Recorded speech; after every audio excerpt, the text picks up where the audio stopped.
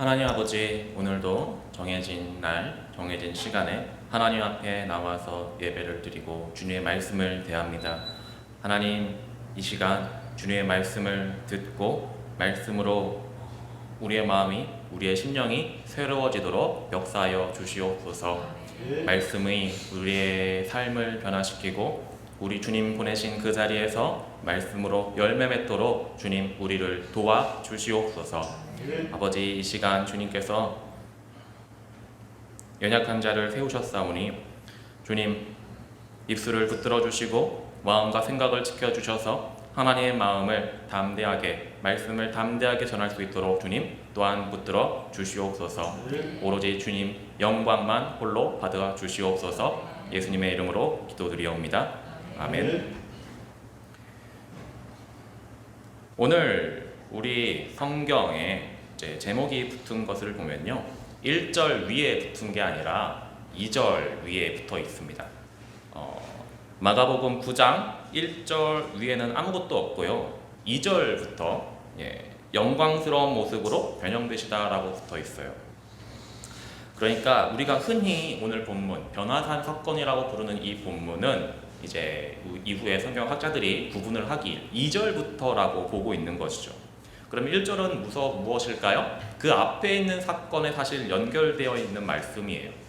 마가복음 8장 앞에 나와 있는 어떤 사건에서 사실 이제 여기서 끊어지지 않고 9장 1절까지가 딱 그 사건인 거죠.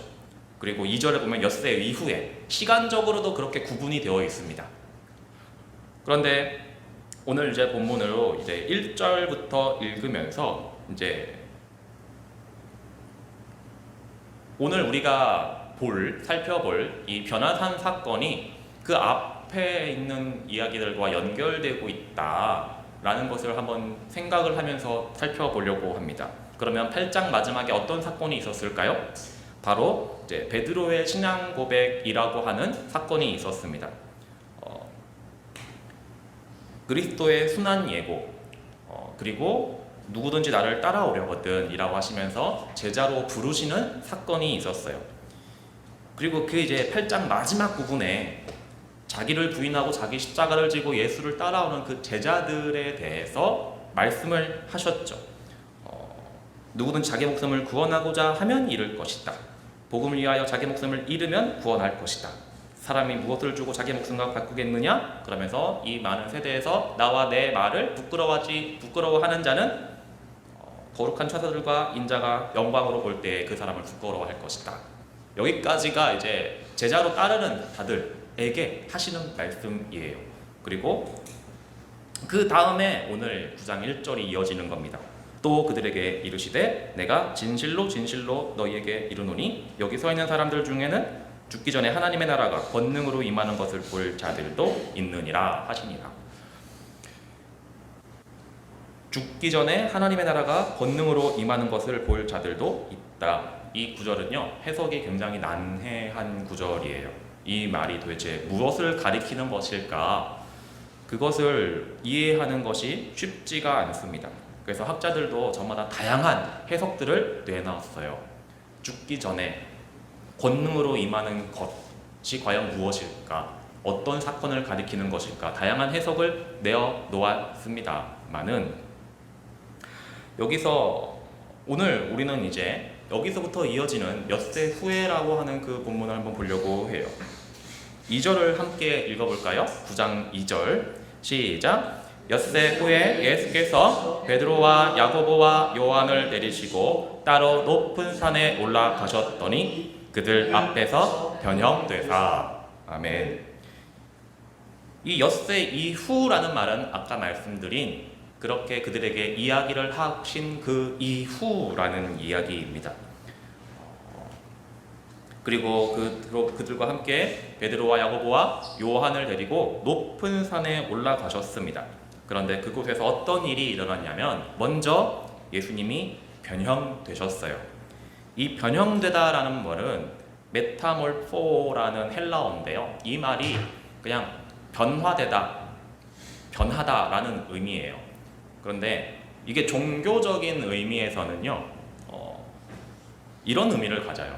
그냥 사람과 사람 간의 어떤 이런 것이 아니라 신적인 존재와 사람 간의 변화를 의미를 가져요.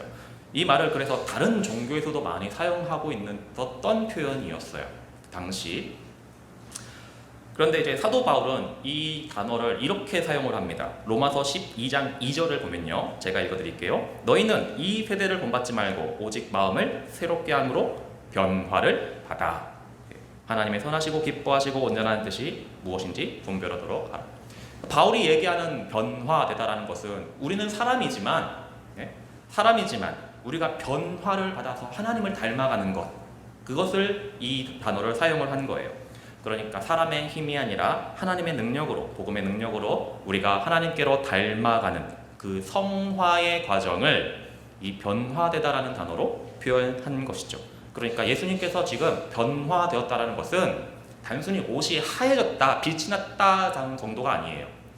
예수님께서는 인성이 있고 신성이 있죠, 그렇죠? 근데 이 당시 사람들이 본 것은 주로 인성일 것이에요. 사람의 모습을 입고 있는 예수님의 모습을 보았을 거예요. 그 과정 중에 중간중간에 예수님께서 신성을 드러내시죠. 이적을 행하거나 귀신을 쫓거나 다른 표적을 보여주시면서 신성을 잠깐 그들에게 보여주셔요. 그러나 지금 여기서 어떤 일이 일어났냐면 변화되셨어요. 인성을 주로 이제 입고 있었던 그분이 신성이 드러나는 거예요. 예수님이 하나님 되심이 딱 드러난 거예요. 그렇게 이해를 할 수가 있는 겁니다. 네. 그래서 변화된 이 예수님 앞에 또 다른 존재들이 나타나는데 바로 엘리야와 모세가 나타나서 대화를 합니다. 엘리야와 모세는요, 구약을 대표하는 인물들입니다. 모세는 모세 오경, 그리고 엘리야는 선지자들을 대표하는 인물이에요. 그래서 성경에 이제 복음서에 보면 자주 나타나는데 모세와 선지자들의 글에라고 이렇게 표현된 곳이 있을 거예요. 거기 그 표현이 말하는 바가 무엇이냐면 오늘날 우리가 말하는 구약 성경을 다른 표현으로 모세의 글, 선지자의 글 이런 식으로 얘기를 하고 있는 겁니다. 그러니까 모세와 엘리야가 나타났다는 말은 구약 시대를 대표하는 인물들 둘이라고 볼 수가 있는 거예요. 그런데 그 중에서 엘리야는 더 독특한 의미를 담고 있죠. 이제 이후에 이들이 산에서 내려가면서 제자들이 예수님께 질문을 하나 합니다. 그 내용이 무엇이냐면 11절을 보면 어찌하여 서기관들이 엘리야가 먼저 와야 하리라 하나이까? 라는 그 질문이에요. 이것은 무엇이냐면 당시 그리스도가 오기 전에 엘리야를 보낼 것이다 라고 하는 말라기서 4장 5절에 있는 말씀, 보라 여호와의 크고 두려운 날이 이르기 전에 내가 선지자 엘리야를 너희에게 보내리니 라는 이 말씀을 통해서 서기관들이 백성들에게 말을 했고 당시 이 제자들뿐만이 아니라 유대인들이라면 다 알고 있었던 내용이라는 거예요. 그러니까 지금 여기서 엘리야가 나타났다는 것은 그리스도와 연관이 있는 사람이라는 겁니다. 단순히 구약의 아무런 사람이 아니라 그리스도의 오심과 연관이 있는 선지자가 바로 엘리야였다라는 거죠. 그래서 그 엘리야가 와서 지금 예수님과 모세와 같이 대화를 나누고 있는데 그 대화의 내용도 무엇인가 하면 오늘 본문에는 나타나 있지 않습니다만 누가복음에 의하면 십자가에 대해서 이야기를 하고 계신 거예요. 그러니까 지금 여기까지가 다 무엇인가 하면 그리스도, 예수님의 그리스도성에 관해서 나타나 있는 거죠. 그런데 여기서 그친 것이 아니라 또 한 가지 일이 나타나는데 그것이 무엇이냐면 하늘에서까지 소리가 들려요. 7절을 보면요, 7절 한번 같이 읽어볼까요? 시작. 마침 구름이 와서 그들을 덮으며 구름 속에서 소리가 나되 이는 내 사랑하는 아들이니 너희는 그의 말을 들으라 하는지라. 아멘. 여러분이 이 말씀을 읽고 어떤 느낌을 받으셨나요? 구름에서 소리가 난다, 하늘에서 소리가 난다, 혹시 충격을 받으셨나요? 그렇진 않으시죠, 그렇죠? 어떤 느낌일까, 어떤 소리가 들렸을까, 어떤 음성일까 궁금하긴 하시겠죠. 근데 충격적으로 다가오진 않으셨죠, 그렇죠? 왜냐하면 오늘날은 이 시대와는 달리 하늘에서 소리가 자주 들리는 시대거든요. 이해가 되시나요? 오늘 우리가 살고 있는 세계는 비행기가 있는 시대예요. 그렇죠? 비행기가 하늘에서 각각 여러 가지 소리를 내고 사람이 비행기를 통해서 하늘을 날아다니는 시대입니다. 그것뿐만이 아니라 여러 가지 패러글라이딩이나 뭐 여러 가지 방법으로 사람조차 하늘을 오고 갈 수 있는 시대예요. 옛날에는 근데 어땠을까요? 하늘은 사람에게는 감히 어떻게 갈 수 없는 사람 이외의 영역이었어요. 그래서 이 고대 시대의 세계관이 어땠냐면 먼저 땅 아래 지하가 있습니다. 그곳에는 죽은 자들의 세계입니다. 죽은 자들이 가는 곳이 지하였어요. 땅 밑. 그럼 땅 위는요? 살아있는 사람들이 살아가는 곳이 땅 위였어요. 근데 땅에 바로 탁 붙어 있어서 거의 지표면이라고 해도 되겠죠? 그러면 그 위는요? 하늘. 여기는 신들의 세계예요. 그리스 로마 사람들, 헬라 문화에 있는 사람들에게, 다신교를 믿는 사람들에게는 그곳이 바로 신들의 세계가 되겠죠. 유대인들도 이 시대를 크게 벗어나지 않았어요. 다만 그 신들이라고 부르는 그들이 유대인에게는 하나님이 거하시는 곳, 바로 하늘이 되는 거죠. 그래서 하늘에 계신 하나님 아버지라고 하는 이 표현은 무엇이냐면 이들에게 있어서 하나님은 하늘이 바로 하나님이 계신 곳, 사람이 어떻게 갈 수 없는 곳이라는 인식이 있었던 거예요. 그런데 그 하늘에서 소리가 들립니다. 그 하늘에서. 오늘날 우리는요, 아무리 이해하려고 하고 아무리 느껴보려고 해도 이 베드로와 야고보와 요한이 느꼈던 이 충격을 우리는 100% 다 깨닫지 못할 거예요. 왜냐하면 우리는 다른 시대를 살아가고 있기 때문에요. 안타깝게도 단지 놀랄 수는 있겠죠. 어떻게 소리가 나? 하는데 한편으로는 어디 누군가가 큰 스피커를 달아놨나? 아니면 비행기에 어떤 소음이 이렇게 들릴 수도 있을까? 라고 생각할 수도 있는 게 오늘날의 우리라는 거예요. 그러니까 지금 포인트는 우리가 생각하지도 못한 어떤 충격을 이들은 느꼈다라는 거죠. 엄청난 충격을 느꼈다라는 거예요. 이들에게는 어떻게 오늘날 우리와 달리 믿음의 영역이 아니라 단지 그냥 그 외에 다른 방법이 없는 이건 하나님의 소리다 라고밖에 판단할 수 없을 만큼 하늘에서의 소리는 그만큼 확실한 거였어요. 그럼 다시 정리를 해볼게요. 첫 번째, 예수님이 변형되었습니다. 예수님의 신성이 완전하게 드러났어요. 공공연하게 드러났어요.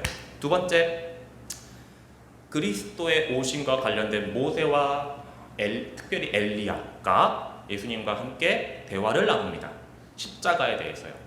그리고 세 번째, 누구도 부인할 수 없을 만큼 하나님의 목소리가 음성이 들립니다.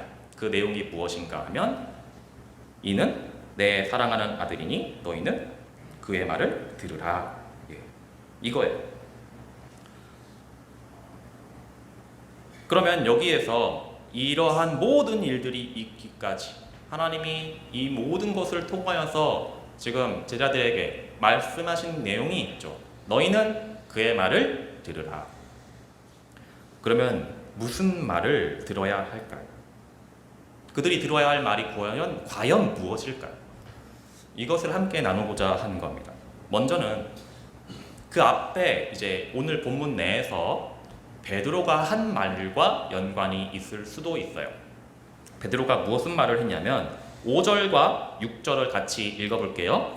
시작. 베드로가 예수께 고하되 랍비여 우리가 여기 있는 것이 좋사오니 우리가 초막 셋을 짓되 하나는 주를 위하여 하나는 모세를 위하여 하나는 엘리야를 위하여 하사이다 하니 6절 이는 그들이 몹시 무서워하므로 그가 무슨 말을 할지 알지 못함이더라. 아멘. 베드로는 예수님과 엘리야와 모세가 대화를 나눈 장면을 보고 이렇게 말합니다. 우리가 여기 있는 것이 좋습니다. 초막 셋을 짓겠습니다. 여기 있는 것이 좋다라는 말이 무슨 말일까요? 무슨 의미일까요? 지금 상황은 베드로가 정말 와 너무 좋아요 라고 하는 것 같이 보이지만 그 아래 마가는 그 베드로의 상황에 대해서 이렇게 표현을 하고 있죠.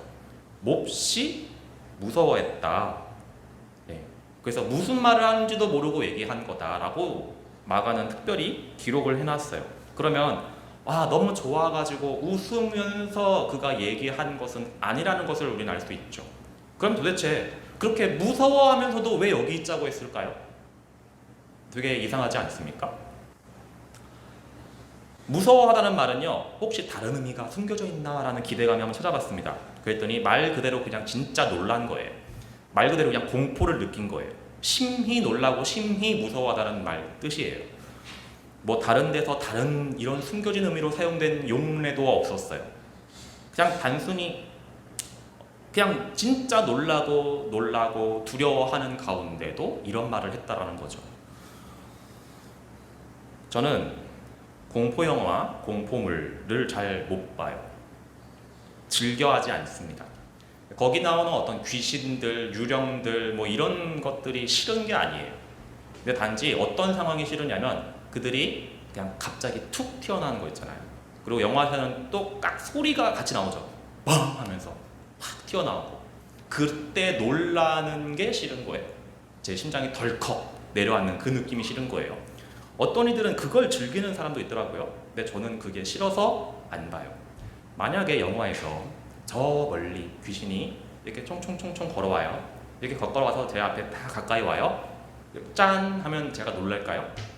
안 놀래겠죠. 그리고 만약에 어떤 살인마가 쫓아와요. 근데 살인마가 달려오는 속도가 되게 굉장히 정직해요. 그래서 멀리서 탁 트인 곳에서 멀리 쫓아오는데 제가 주인공보다 더 빠르니까 몇 초 후에는 따라잡겠구나 해서 딱 잡았어요. 그러면 놀랄까요? 안 놀래겠죠. 지금 제가 하고자 하는 말은 무엇이냐면요, 굉장히 놀란 것은 있어요. 그런데도 불구하고 여기 있고 싶다라고 하는 감정도 있는 거예요. 어떻게 그게 가능할까요? 제가 그럼에도 불구하고 이 공포 영화를 보고 싶지 않은 것은 그 놀람이 제가 즐거워하지 않는 것이기 때문이에요. 이해가 되시나요? 네. 그 놀람, 내가 이렇게 심장이 쿵 떨어질 만한 것이 내가 즐거워하지 않기 때문에 그것을 피하는 거예요. 그런데 이 베드로와 야고보와 요한, 특히 베드로는 여기 있는 것이 좋다라고 말할 때 그 놀람이 자기 생명의 어떤 위협을 이끌어 어떤 본능에 어긋나지 않았다는 거죠. 놀랐어요. 왜냐하면 자기가 저도에 보지 못할 만한 광경을 보았으니까 놀랐어요. 그것이 예수님의 신성이 드러났으니까 사람 앞에 하나님의 영광이 드러났을 때 얼마나 놀랄까요? 얼마나 두려울까요? 그런데 그럼에도 불구하고 거기 있는 것이 좋았어요. 그 얘기를 하는 거예요. 우리도 그럴 때가 있지 않습니까? 예배를 드렸어요. 하나님을 함께 찬양하고, 근데 그 와중에 하나님의 임재가 느껴지면서 하나님이 지금 나와 함께 계시구나, 나의 예배를 받고 계시구나, 지금 기뻐하고 계시구나라는 게 너무 느껴지는 거예요. 그러면 그곳을 떠나고 싶을까요? 떠나고 싶지 않을까요? 이 감정이 같이 있는 거죠. 하나님의 그 영광으로 인해서 어떻게 감히 내가 라는 두려움이 있지만 그 하나님으로 인해서 오히려 거기 있고 싶은 거예요. 그런데 그 상황에서 하나님께서 이렇게 말씀하시는 거예요. 너희는 그의 말을 들으라. 또 두 번째로 하나님께서 그의 말을 들으라고 하신 말의 의미는 무엇일까요? 십자가의 길에서 생각을 해볼 수 있어요. 지금 이 복음서의 흐름은 이전에 있었던, 오늘 본문이 이 앞에 있었던 내용과 완전히 무관한 게 아닙니다. 그렇죠? 엿새 이후, 그날에 있었던 사건 이후에, 엿새 이후에 있었던 일이라고 기록을 하면서 그러니까 아예 상관이 없는 일이 아니라 연결시키고 있는 거예요. 그러한 상황에서 너희는, 예수님이 이 앞에서 너희는 나를 누구라 하느냐라고 부르셨을 때 주는 그리스도십니다고 베드로가 대답을 합니다. 고백을 하죠. 그러나 베드로가 주는 그리스도십니다라고 고백을 했을 때에 베드로가 기대한 그리스도의 길과 예수님이 그리스도로서 가려고 하셨던 십자가의 길이 달랐죠. 그렇죠? 그래서 예수님께서 그리스도로서 십자가에 가셔야 할 것, 그러니까 고난을 받고 십자가에 달려 죽음을 당하고 부활할 것을 이야기했을 때 베드로는 그것을 막아섰어요. 왜냐하면 내가 기대한 그리스도의 길, 주님께서 그리스도로 가셔야 할 길이 자기 기대와 예수님의 생각이 달랐기 때문이죠. 그렇죠? 그런데 예수님께서는 그때 나의 제자는 자기를 부인하고 자기 십자가를 지고 나를 따르는 자라고 말씀을 하시는 거예요. 너가 기대하는 어떤 생각, 나에게 바라는, 그리스도로서 나에게 바라는, 나를 보내려는 그것이 아니라 그리스도가 가고자 하는 그 길을 따라오는 자가 내 제자다. 내가 그리스도로서 십자가로 가려고 하면 나를 따라서 십자가로 올 수 있는 자, 거기에 자기를 부인해야 하면 부인하고, 십자가를 지고 나와 함께 내 옆에서 십자가를 달려야 하면 그것을 각오하고 거기까지 나를 쫓아오는 자가 제자다라고 말씀을 하셨죠. 그런데 이제 여기 변화산에서 베드로와 야고보와 요한 앞에서 예수님이 그리스도이심이, 하나님의 아들이심이 드러나요. 너무나도 확연하게 밝게 빛나고 드러나요. 그리고 그리스도와 오심과 관계가 있는 구약의 선지자 엘리야와 그리고 모세가 나타나서 십자가에 대해서 얘기를 하고 있죠. 그리고 마지막으로 하나님께서 너희는 그의 말을 들으라 라고 말씀하셨다라면, 예수님의 그리스도이심이 3번에 걸쳐서 오늘 본문에서 확인이 되고 있고, 너희는 그의 말을 들으라 하면 이전의 사건에 있어서는 예수님의 생각과 나의 생각이 달라요. 그런데 여기에 있어서 예수님은 예수님이니까 라고 하면서 순종 안 할 수도 있죠. 그렇죠? 예수님은 예수님이니까 그럴까? 근데 나의 생각도 틀리게 아니지 않을까라는 어떤 자기만의 무언가가, 그 고집인가 무언가가 있었을지도 모르는 그때 하늘에서, 이건 하나님 말고는 다른 인정할 만한 누군가가 없는 그 상황에서 하나님이 말씀하셨다는 것이 명백한 상황에서 이는 내 사랑하는 아들이다, 예수는 그리스도다라는 것을 선언하시고 너희는 그의 말을 들으라 라고 말씀하시면 더 이상 주장할 게 없는 거예요. 주장할 게 없는 거예요. 하지만 하나님, 내가 생각한 것도 옳지 않나요? 꼭 그 길밖에 없나요? 이게 다 사라지는 거예요. 하나님 지금 말씀하시고 있는 거예요. 그리스도가 가야 할 길은 어디라고요? 십자가라고요. 그 외에 다른 길을 그리스도를 위하여 계획하지 않으셨다라고요. 예수님이 그리스도로서 오셔가지고 처음부터 가려고 준비하고 계획하고 생각했던 그 길이 십자가 외에는 없다고요. 예수님은 영광을 향하려고 하지 않으셨습니다. 십자가로 향하셨습니다. 죽음으로 향하셨습니다. 그것이 바로 하나님 아버지의 뜻이었다는 게 너무나도 명백해지는 거예요. 제자들은 여기에서 다른 이견을 낼 아무런 명분이 사라지게 되는 거죠. 하나님이 말씀하셨는데, 하늘에서 소리가 들렸는데 너무나 확실해지는 거죠. 오늘의 말씀의 제목이 너희는 그의 말을 들으라입니다. 저는 그 들어야 할 메시지에 대해서 2가지로 정리를 했어요. 먼저는 오늘 본문 안에서 베드로가 여기가 좋습니다 라고 했던 그 말에 대한 대답으로 너희는 그의 말을 들어라. 여기에서 만족할 수가 없다. 이 산이 아무리 좋아도 내려가야 된다라는 거죠. 내려가서 어디로 향해야 되냐? 십자가로 가야 한다. 여기가 아무리 좋아도 여기서 만족하지 않고 여기에서만 있을 수 없다. 산을 올라온 것은 이 산에 머무르려고 올라오신 게 아니라 산에 들렸다가 내려가셔서 십자가에 가려고 산을 오르신 겁니다. 그것을 기억하고 예수님의 말을 듣고 산을 내려가서 어디로요? 십자가로 가야 한다라는 거예요. 다음으로는 이제 문맥에서 좀 살펴봤죠.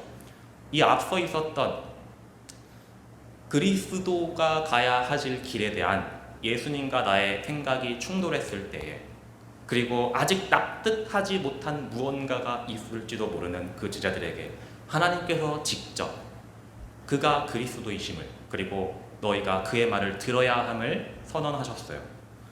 그렇다면 이제 그리스도가 가셔야 할 길은 명백하게 졌고, 내가 내 바람, 내 기대가 좀 틀어지고 무너졌다 하더라도 그것이 하나님의 말씀이고 하나님의 뜻이라면 어떻게 할 수가 없잖아요.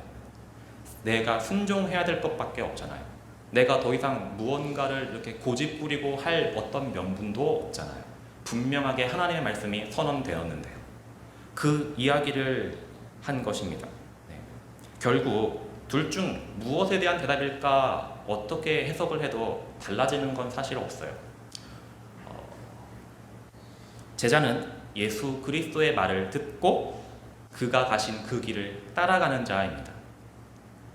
나의 생각과 달라도, 나의 기대와 바람과 달라도 결국 나의 생각대로가 아니라 예수님의 말씀과 예수님이 가신 그 삶을 따라가는 자가 바로 제자입니다. 그것이 아니라면 아무리 12제자라 하더라도 자기를 부인하고 자기 십자가를 지고 예수를 따라가지 않으면 제자가 아닌 거죠. 그렇죠? 그래서 여기 있는 것이 너무 좋을 수도 있어요. 하나님의 은혜가 너무 좋아서 그 은혜 받는 것에 만족하고 있을 수도 있어요. 그러나 그 은혜가 은혜되는 것은 은혜를 받고 힘을 얻어서 다시 산을 내려가기 위해서입니다. 그 은혜를 주신 이유는 나의 사명을 확실하게 알려주시고 그 사명 따라 가서 그곳에서 죽기 위해서예요. 십자가를 지기 위해서예요. 예수님께서 지금 잠시 올라오신 것은 하나님의 말씀을 다시 듣고, 어쩌면 제자들과의 이런 일들이 예수님 마음을 어지럽혔을지도 모르겠어요. 예수님께서 다시 그 시간이 필요했을지도 모르겠어요. 또는 제자들에게 이것을 보여주려고 하신 걸지도 모르겠어요. 무엇이든 간에 예수님은 올라오셔서 하나님의 마음을 다시 듣고 다시 내려가려고 오셨다라는 것을 기억하시기를 바랍니다. 산을 내려가야 해요. 십자가로 내려가야 해요. 그러면 우리는 산을 내려가서 어디로 가야 할까요? 산에서 내려온 예수님과 3명의 제자들은요, 남아있는 제자들이 곤경에 처한 것을 또 목격합니다. 예, 아마 다음에 나오게 될 텐데 문제에 처한 것을 목격을 해요. 그리고 그 문제 속에 다시 뛰어들죠. 지금 있는 곳이 즐거울 수 있습니다. 여기가 좋을 수 있습니다. 그러나 우리는 다시 내려가서 문제 속으로 들어가야 돼요. 왜냐하면 그곳에 나를 보내신 하나님의 뜻이 있기 때문입니다. 우리가 가야 할 곳은 바로 그곳입니다. 그 문제를 넘어가야, 지나가야 십자가가 있어요. 그 십자가를 통과를 해야 부활의 영광도 있습니다.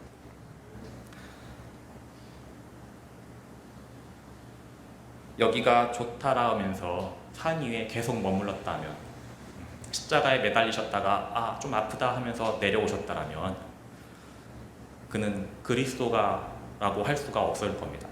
구원자가 될 수 없었을 겁니다. 하나님이 정하신 구원의 방법은 십자가에 있었고, 그래서 예수 그리스도도 그 십자가를 향하셨어요. 그렇다면 예수님의 제자인 저와 여러분이 향할 곳도 바로 십자가입니다. 조금의 고난이 아니에요. 그 고난 뒤에 있는 십자가에 달려 죽는 죽음이에요. 그냥 조금 아프고 희생하는 것이 끝이 아니라 예수님은 죽으셨습니다. 우리에게 말하시는 것도 죽음이에요. 그리고 그 죽음 뒤에 있는 부활의 영광을 우리에게 얻기를 원하시는 거죠. 그 십자가의 구원이 있습니다. 오늘 산을 내려가서 다시 향할 곳이 어디이십니까? 도달해야 될 곳이 어디이십니까? 문제 속으로 빠져 들어가야 할 곳이 어디이신가요?